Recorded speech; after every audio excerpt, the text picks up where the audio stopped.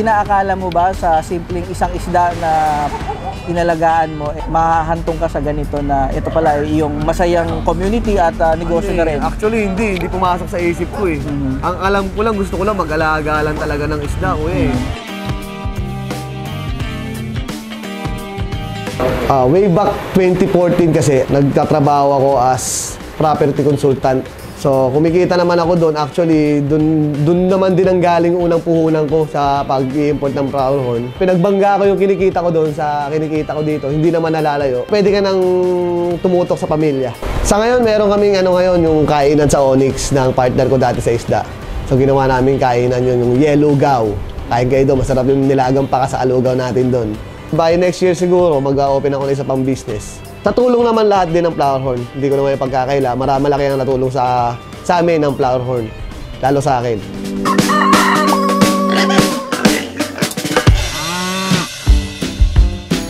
Ngayong episode, tatalakayin naman natin uli ang nagbabalik, ang Flowerhorn. Siyempre, ang Flowerhorn na ito, hindi kakalat sa buong Pilipinas, kundi dahil sa mga community na siyang nagpapakilala at nagtuturo para ang ating mga hobbyist ay kumpleto sa Ricardos, makakabili ng quality na Flowerhorn at makakapag-alaga, hindi mamamatay. Isa na rito sa mga nagtuturo at nagdi-distribute ng magagandang kalidad na Flowerhorn, si Kuya Richie Ginilo. Yan, at ang inyong community ng pangalan? Ako po ay isang founder ng grupong Team Android PH. Sa isang isda na Flowerhorn, siya po ay nakapagtaguyod ng kanyang pamilya. Yan po ay very inspiring na mapapakinggan ninyo.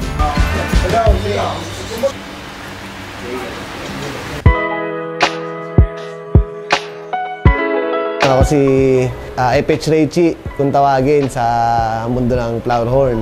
Nandito ako sa muntikong isdaan. Ang alaga ko dito is yung mga Flowerhorn galing Thailand. So meron tayong Kampa, KCC, saka CC. Nag-alaga ako way back 2015. Actually, nagja-jogging lang ako nun sa Luneta. Si dancer pa kasi ako nun eh. So nakakita ako ng event doon. Yung pangalan ng event, yung Love Pets. So pagpasok ko sa isang tent doon, nakita ko may malalaking ulo na isda. Actually, hindi lang Flowerhorn nandun eh. Maraming isda eh. Pero nung napansin ko kasi yung malaki ulo. Then, narinig ko dun sa parang organizer na pag nakinig ka ng seminar, may libre ka na isang maliit. Hindi ko pa alam yung fry eh. Basta maliit na Flowerhorn. So, nakinig ako. 10 minutes lang naman. So, after ko makinig, binigyan ako ng isang piraso. Inalagaan ko. Hanggang sa yun. Punta na ako ng Cartimar. Namimili ako sa Cartimar. Wala pa nga, basta dati bumibili ako, gusto ko lang yung ganito kulay. Hanggang sa tumagal, natuto ako.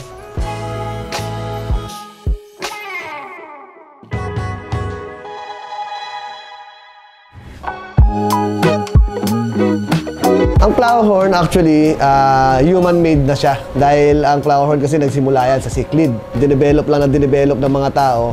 So gumaganda yung genes niya. Nung way back 2016 nag-i-start ako, hindi pa siya ganun kaganda. Although malalaki na yung ulo nila, hindi pa. Ngayon kasi talagang mas upgraded na sila. Yung halos kala mo robot na yung isda na makakaharap mo eh. Pag sinabing Flowerhorn, mostly mapapansin mo kaagad dyan is yung ulo niya. So meron naman hindi ganun kalakihan yung ulo, pero nadadala naman ng ganda ng itsura niya. Then, mahaba yung buhay kasi ng Flowerhorn. Hindi katulad ng mga iba natin na ornamental fish. Masyadong maselan. Although maselan din naman ng Flowerhorn, pero hindi yung sobrang selan na pag nagpalit ka lang ng tubig, namamatay na. Sa Flowerhorn, kahit paano, may stress man siya. After 3 days, 4 days, bumabalik din naman. Huwag lang talaga siya magkakasait yung sobrang dumi ng tubig.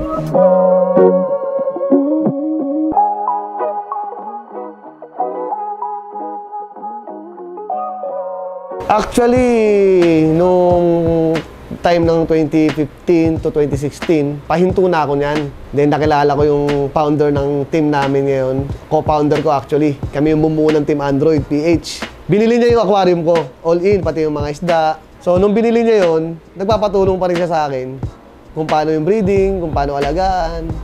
Then habang tinuturuan ko siya, parang napag-usapan namin na wag ka uminto, mag-alaga ka pa rin.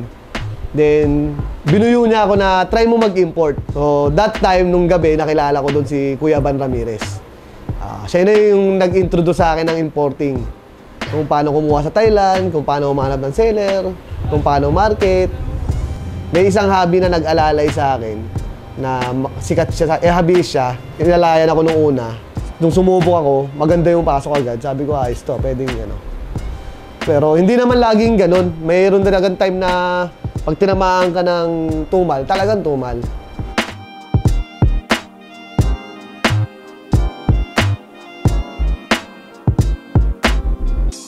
Ano ba nangyayari ngayon, kuya? Ito ngayon, nagkaroon kami ng grooming challenge. Nationwide grooming challenge. So, ginawan ko ng twist, pinalaki ko yung price. Dinamihan ko ng raffles, free raffles actually. Oh, wow. Bukod sa prizes na malaki, may free raffles siya. Then may trophies.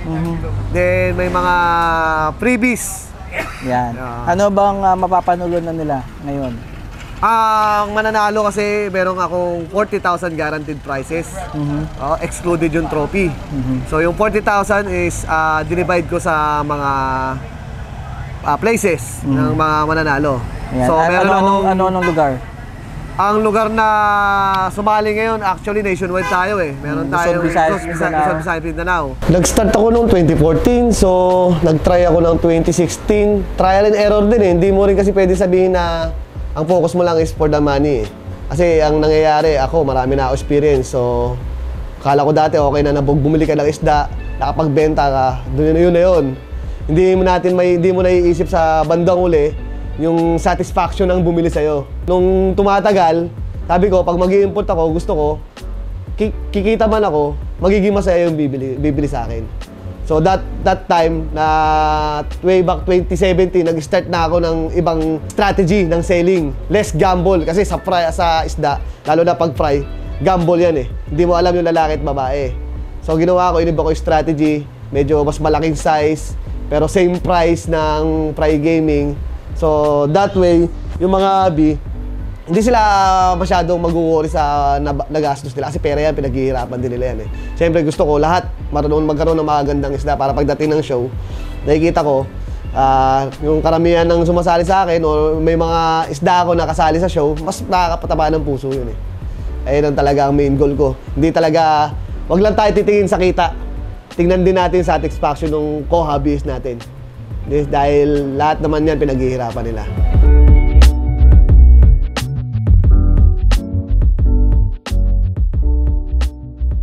Kahit sino actually pwede mag-alaga ng flower horn. Pero meron tayong tinatawag na pet type, merong show quality, so meron ding mga hindi naman, yung pwede ng pang show, pwedeng pang pet. So I suggest, kung medyo sakto lang yung budget nyo, meron tayong mga co-hobbyist na seller din at importer din na nagbebenta lang ng mga saktong price na madaling alagaan. Ngayon, kung medyo nakakaluwag-luwag yun, pwede ka mag-inquire sa mga importer natin na sikat. Maraming importer ang sikat dito. Maraming things ang nag-i-import ngayon ng mga gandang isda rin.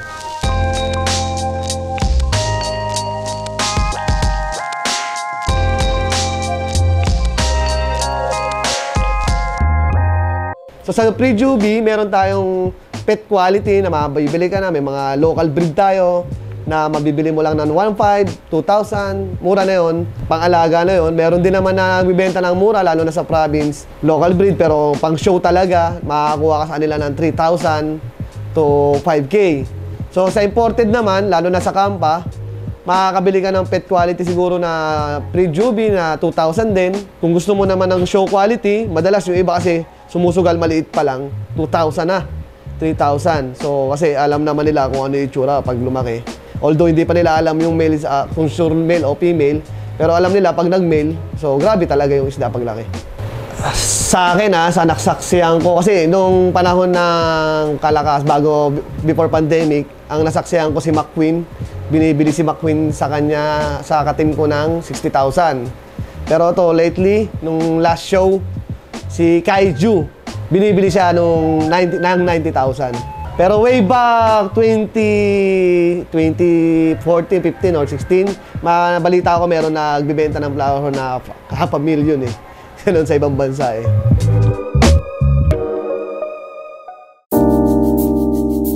Nung nagsimula kami magkaroon ng team, halos lahat na ng show sinalihan namin eh. Nung nag-pandemic lang naman kami nahinto kasi may humigpit. So nagkaroon naman ng mga online shows noon. So nagsusupport pa rin naman kami. Ito yung unang-unang best team na nakuha namin sa Team Android. Noong April 28, 2019 sa Robinson Magnolia. Aqua Fiesta to eh. Ito. Then may mga champion din kami. Ito, Tampa Medium. Ito, isa rin to sa import ko. Ito yung unang-unang import ko na sumikat. Unang jeans I mean na sumikat, si King Cobra. King Cobra jeans sa tawag nun, strain nun. King Cobra strain, yan. Ito, mga best team din to. May mga online show na best team kami dito. Online show, sumasali rin kami. Kasi syempre ngayon, puso na online show dahil nga nung nag-pandemic. Pero by next year, abangan nyo, mag-aaroon na ng sunod-sunod na actual show.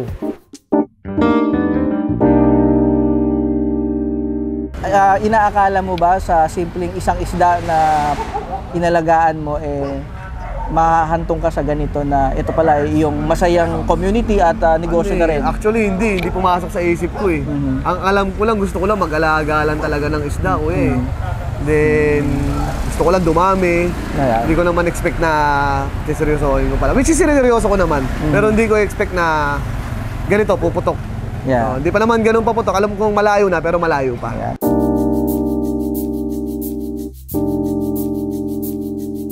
Way back 2014 kasi, nagtatrabaho ako as property consultant.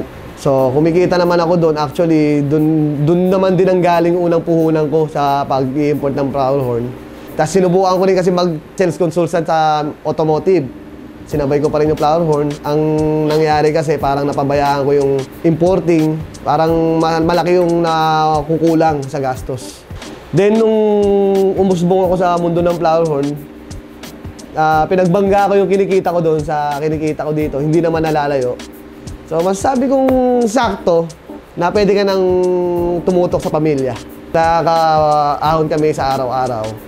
Dahil sa negosyo ko ngayon ng Flowerhorn. Pasalamat din ako, natuto ko dito at nakilala. Dahil kung hindi naman sa Flowerhorn, malamang wala lahat ng napundar ko ano meron ako eh. Di ba? Pero bukod doon, wala ako kung wala yung mga hobbies ko na walang sa akong sumusuporta sa akin. At pangako ko naman sa kanila, kung ano yung inaasahan nila sa akin na makuha nila, ganun at ganun pa rin ay ibababa natin sa kanila.